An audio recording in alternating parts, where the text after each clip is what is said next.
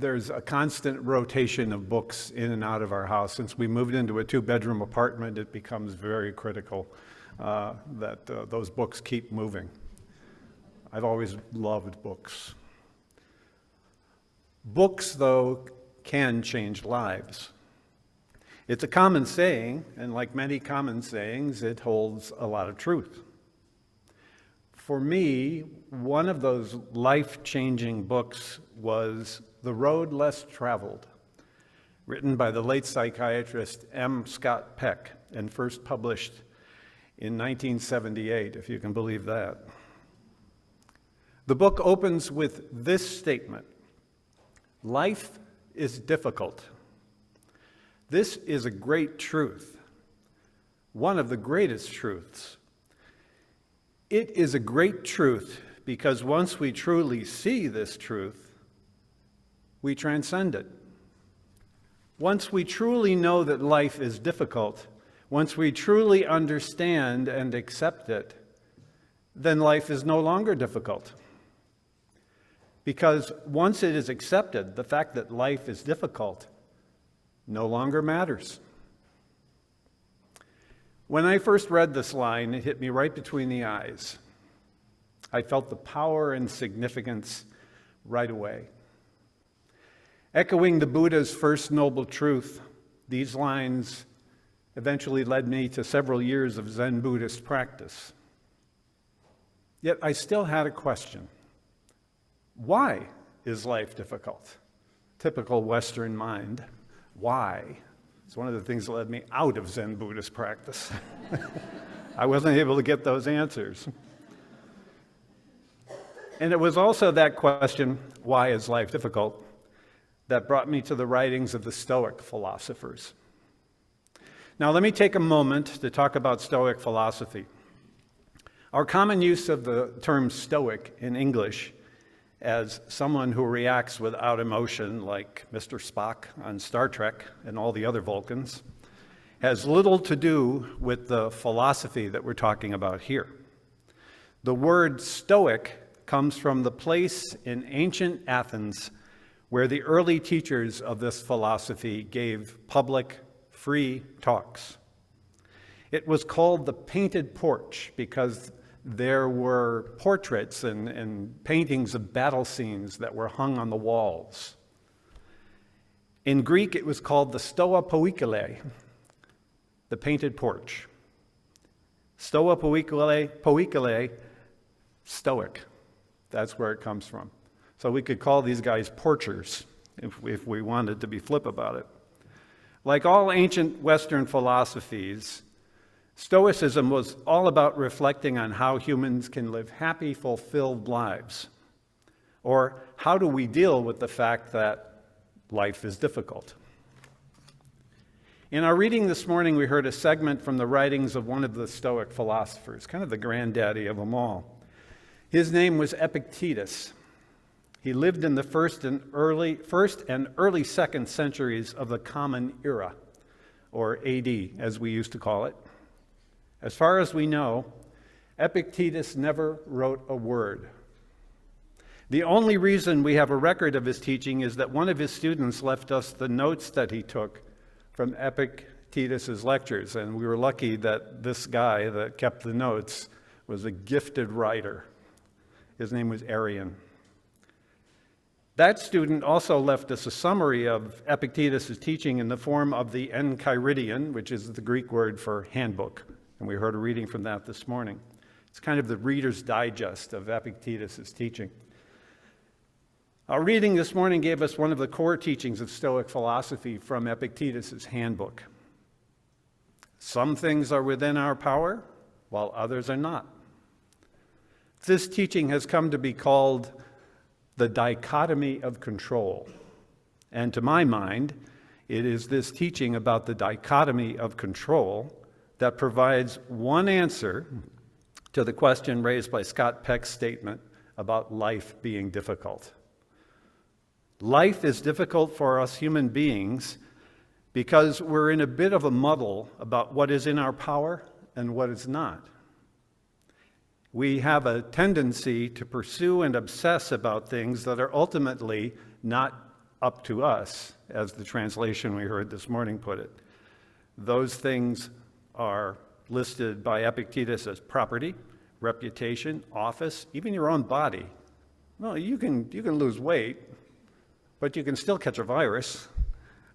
You can wear a mask, and you can still have a heart attack. So our bodies are not ultimately up to us either. And when we place value on these things that are not under our control, we are likely to develop unhealthy reactions, what the Stoics called pathos, literally poison. Those unhealthy reactions include frustration, depression, even rage.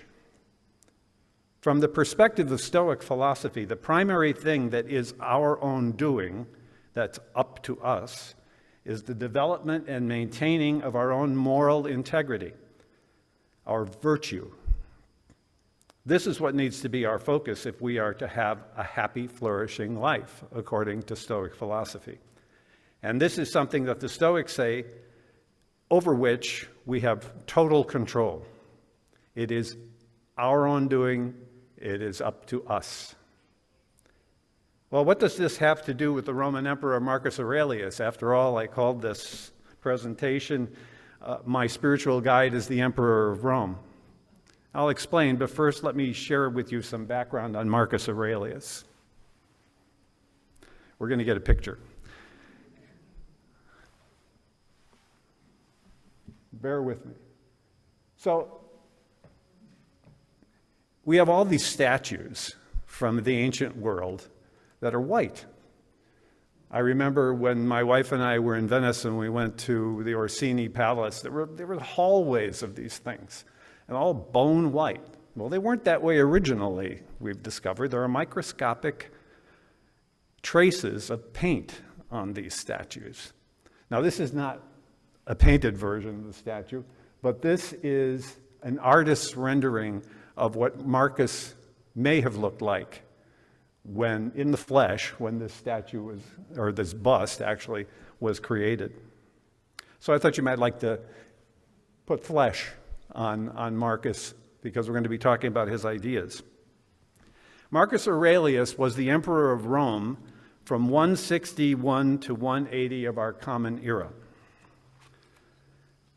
Before he became emperor, Marcus had seriously committed himself to Stoic philosophy.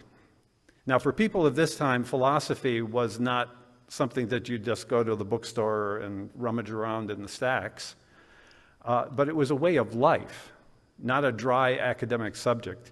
You really dedicated yourself to a way of looking at the world, a way of living, if you embraced philosophy in the ancient world. You could say that philosophy was, in the ancient world, a spiritual lifestyle, a spiritual stance. Marcus kept a record of his personal thoughts and reflections that has come down to us as a book, now entitled The Meditations of Marcus Aurelius.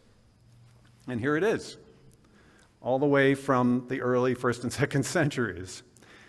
It's, as you can tell, it's not a big book, but it's loaded. And there's a lot of commentary in this and a long introduction, so it's not a very long book. The earliest recorded title of the book was not The Meditations of Marcus Aurelius. It was To Himself. As the title suggests, it was a private journal, never intended for publication, most likely. We owe a great debt to whoever preserved it. We don't know who it was, for it is certainly one of the treasures of Western thought. Marcus Aurelius became one of my spiritual guides when I read it. For me, the significance of Marcus Aurelius' meditations stems from the fact that he provides insight into how the teachings of Stoic philosophy worked in a very real and demanding life. When you read Epictetus, it's like sitting in a college lecture. It's fun because he's kind of an argumentative guy. But Marcus was engaged in life. I mean, can you imagine a more demanding job than the emperor of Rome? Maybe the president of the United States, I suppose. But at his time, things were just beginning to come apart. And in fact, he ended his days on the frontier, leading the Roman armies against Germanic tribes in the north. Actually, he died in what is now Vienna. So he had a very real and very demanding life. He put Stoic philosophy into practice. We know from an early entry in the Meditations that Marcus was an ardent student of Epictetus. He says that somebody gave him a collection of the lectures of Epictetus, and he really deeply appreciated it. As a result, we see a lot of Epictetus in the philosopher of Epictetus's philosophy in the Meditations, including the dichotomy of control I mentioned earlier. Some things are up to us, some things are not. In an article published on the Modern Stoicism website, Christopher Gill, emeritus professor of ancient thought at the University of Exeter, provides insight into how Marcus Aurelius applied Epictetus's teaching in his life. He does this by showing that underlying his dichotomy of control, some things are up to us, some things are not, under that are two more dichotomies: the dichotomy of value and the dichotomy of response. The dichotomy of value is the split between the value of what really contributes to the flourishing of human life and what does not. As I have said, in the Stoic approach, it is the development and maintaining of virtue, typically described as the combination of practical wisdom, courage, justice, and moderation. These things drive human flourishing, not wealth, status, property, so on and so forth. Practical wisdom, courage, justice, and moderation. They drive human flourishing, and they serve as a way to deal with the difficulties of life. This is reflected in this selection from the Meditations of Marcus Aurelius. Now, these are Marcus's words. If you can find anything in human life better than justice, truthfulness, self-control, courage, if you can see anything better than this, turn to it with all your heart and enjoy the supreme good that you have found. End quote. It is the development of our good character that lies fully within our power. Our character is up to us. The things in life that lie outside of the development of our character and the maintenance of our character, wealth, fame, property, reputation, are either inimical to it or can be classified, and the Stoics use this term, as indifference. Makes no difference. Now, there are some preferred indifference. It's better to have money than not to have money. It's better to be healthy than not to be healthy. But your flourishing as a human being does not depend on those circumstances. What Professor Gill calls the dichotomy of response at the base of Stoic teaching lies in the understanding that our happiness or misery does not depend on the action of others. This is an interesting part. Our happiness and misery in life does not depend on the action of others, according to Stoic philosophy, but rather on whether or not we ourselves develop the virtues that I referred to earlier. That's a real challenging piece, because most of our unhappiness, happiness in human life is caused by other people. The virtues of wisdom, courage, and justice and moderation are all about our relationships with others. The Stoic philosophy found in the Meditations of Marcus Aurelius is a philosophy that's concerned with human relationships. This is illustrated by one of the most famous segments in the Meditations. Again, Marcus's own words, quote, "Say to yourself, the first thing in the morning, I shall meet with people who are meddling, ungrateful, violent, treacherous, envious, and unsociable. They are subject to these faults because of their ignorance of what is good and bad. But I have recognized the nature of the good and seen that it is the right, and the nature of the bad and seen that it is wrong, and the nature of the wrongdoer themselves, and seen that they are related to me, not because they share in the same blood or seed, but because they share in the same mind and portion of divinity. So I cannot be harmed by any of them, as no one will involve me in what is wrong, nor can I be angry with my relatives or hate them. We were born for cooperation, like feet, like hands, like the rows of upper and lower teeth. I love that image. So to work against each other is contrary to nature, and resentment and rejection count as working against someone. End quote.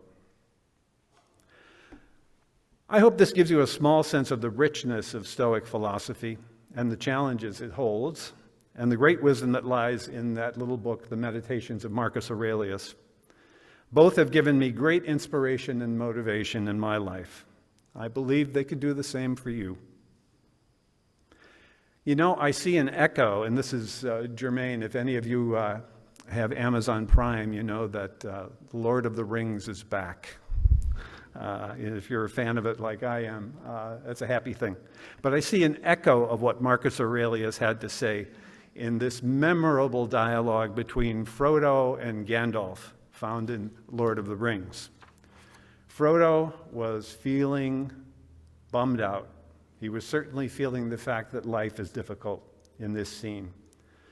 Quote, "I wish it had need not happened in my time," said Frodo. "So do I," said Gandalf, "and so do all who live in such times. But this is not for them to decide. All we have to do is decide what to do with the time that is given us."